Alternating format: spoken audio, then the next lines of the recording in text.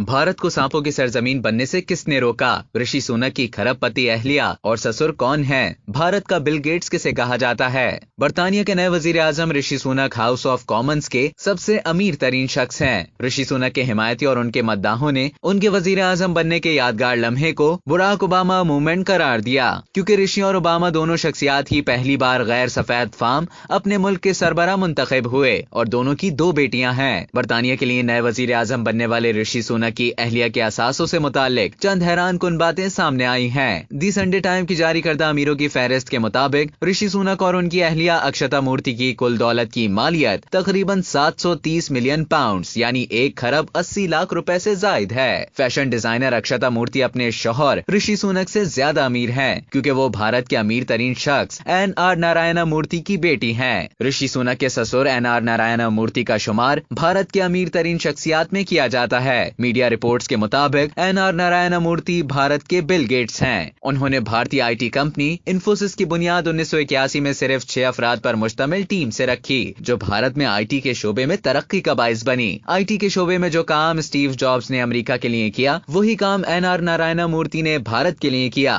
उन्होंने भारत को सांपों की सरजमीन से निकालकर दुनिया के नक्शे में भारत को ऐसा मकाम दिला दिया जो दुनिया भर को IT की सर्विसेज फराहम करती है। अब तक के लिए इतना ही। मजीद खबरों और न्यूज अपडेट्स के लिए डेली जंग के YouTube चैनल को सब्सक्राइब करें और Facebook के पेज को लाइक करना ना भूलें।